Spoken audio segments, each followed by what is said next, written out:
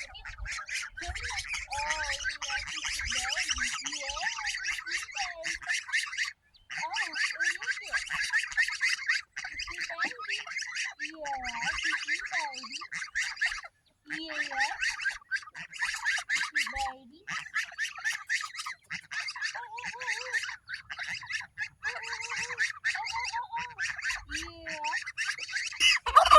y'all, welcome back to the farm.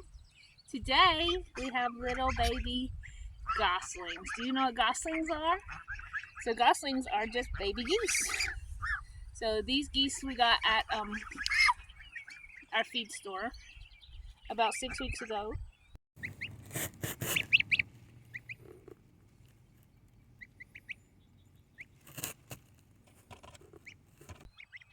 And they're getting so big, so I thought I'd go ahead and do a little video with you before they get too big.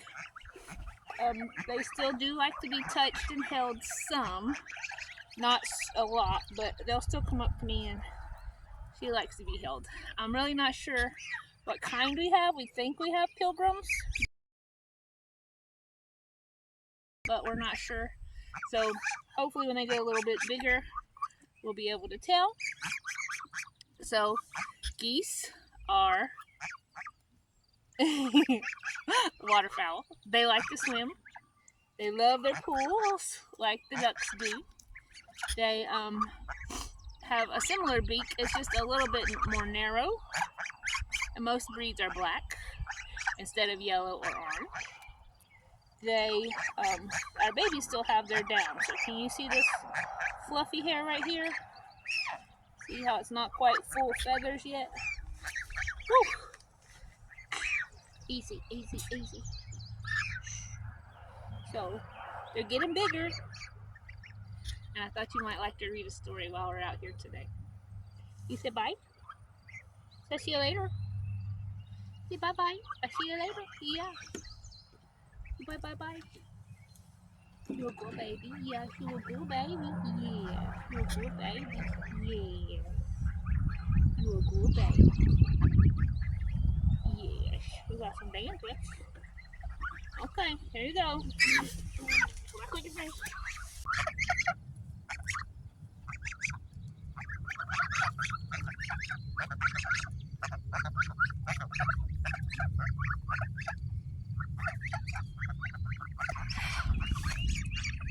Duck and Goose by Tad Hills. So there are a lot of the Duck and Goose books. Duck, Duck, Goose, Duck and Goose go to the beach. Duck, Duck, Goose, how are you feeling? Duck and Goose, here comes the Easter Bunny. Lots of different ones. So there's seasonal ones. There's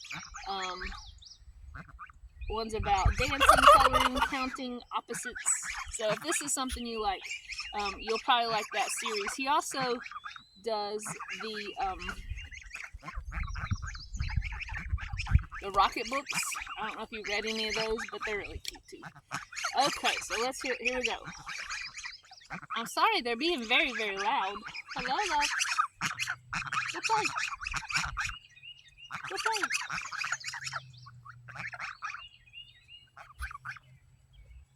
Geese are very curious. Alright, so Duck and Goose by Tad Hills. Oh my, what is that? Duck quacked. That's a silly question, Goose honked. It's a big egg, of course. Of course it's an egg. I know that, huffed Duck. What I mean is, where did it come from? Goose looked skyward. That just means up. He looked to the river. He looked to the fields. He thought very hard. Who are you? He asked finally.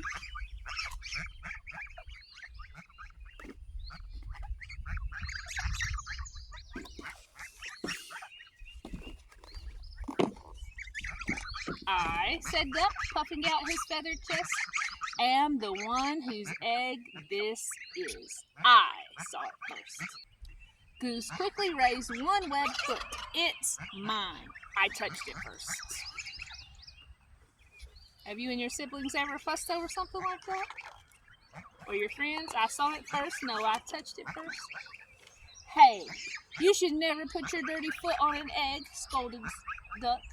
Don't you know anything about caring for eggs? Yes, I do, Goose cried out. Stop yelling, Duck yelled, and then he whispered forcefully. Don't you know that you and your screaming are very likely disturbing the baby duck who is trying to take a snooze inside this egg? Goose wished that duck wasn't right. He lowered his head and he whispered softly, I'm very sorry. Go back to sleep in there. Excuse me. If you over here, you can get hungry.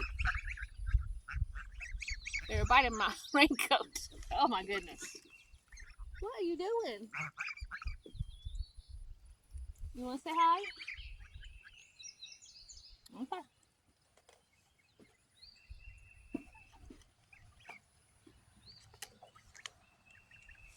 My, that's quite a beauty, said the bluebird from across the river. Thank you. It's mine, quacked the duck. Actually, it's mine, honked the goose. Thank you. You can hear that honking, I'm sure. So, asked Duck, what do we do now? We should do something, suggested Goose. Yes, you are right. Good thinking, answered Duck. Like what? Duck and Goose each thought. Duck's brain bubble says, this egg is private property. Duck's egg. No geese allowed. No honking. $5 fine. Goose is thinking, if you're a duck, keep walking. No ducks beyond this point. Quiet, please. Absolutely no quacking in this area. Absolutely no honking in this area. Well, we must keep the egg warm until the fuzzy little occupant is ready to come out, Goose said. Excellent idea, exclaimed Duck. He pushed past Goose.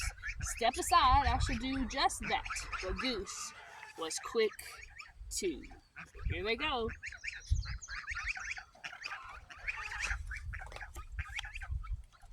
After a flurry of fussing, grunting, and groaning, slipping and sliding, honking and quacking, Duck and Goose found themselves back to back. Scoot over. I don't have any room, complained Duck. You are much closer to me than I am to you. Stop yelling in my ear, Goose. Shh, Goose hushed, pointing at the round thing beneath him. Yes, yes. We must remember.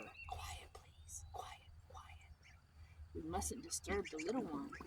And so they sat very still and very quiet, waiting. For a long time, they waited.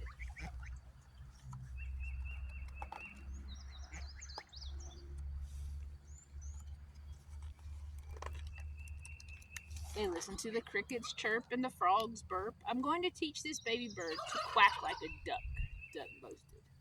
Well, I'm going to teach it to honk like a goose, Goose honked back. I'm going to teach the baby bird to waddle, Goose said. So am I, Duck said. They heard a pitter-patter of rain. I'm going to teach this baby bird to swim, Duck said. Me too, said Goose. To pass the time, they sniffed the wildflowers in the warm sun and shared breadcrumbs while Goose taught Duck to honk. They watched the sunset in the sky and Duck taught Goose to quack.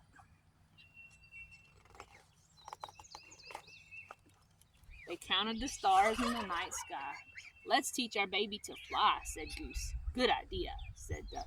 I'm sure our baby will be a fast learner, said Duck. If it takes after you and me, I'm sure you're right, agreed Goose. Together they waited until... Did you feel that, Duck? Duck nodded. Yes. Did you feel that, Goose? Goose nodded. It's time, Goose, it's time, Duck squawked. So what do they think is happening? They think it's hatching. Quickly, Duck slid down and started running in circles around their egg. What should we do now? He hollered. I think we should remain calm, Goose yelled back. Excuse me, a little voice called out. You see that?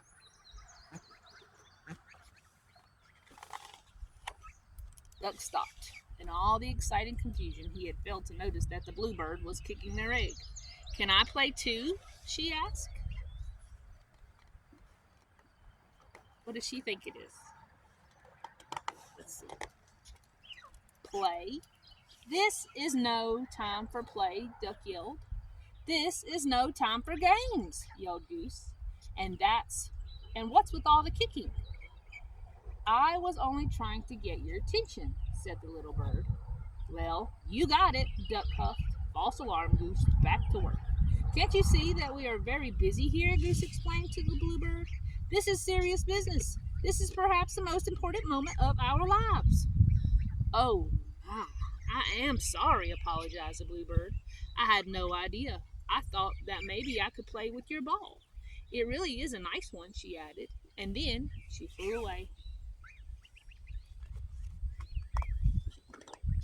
Goose gulped. "Did she say ball?" he whispered to Duck. "No, I did have my doubts," Duck finally said. "It is a bit squishier than most eggs that I've seen." "Yes, and I must say, I was somewhat suspicious of those big dots," Goose admitted.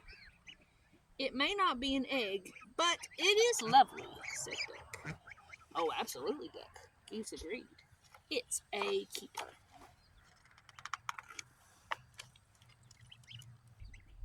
As the crickets chirped and the frogs burped and the grass swayed in the gentle breeze, Goose squawked and Duck honked and the ball bounced and rolled and sometimes even flew. The end. So, in the end, was it really an egg? Nope, it was a ball. But did they have fun? Yeah. Did they learn to work together? They did. So at the beginning they were fussing and arguing, and then at the end they were playing together, right? Well, I hope you enjoyed this book by Tad Hills, Duck and Goose. There's a lot of those, so go check them out at your library. I hope you have a wonderful day. I'll see you soon. I love you. Bye.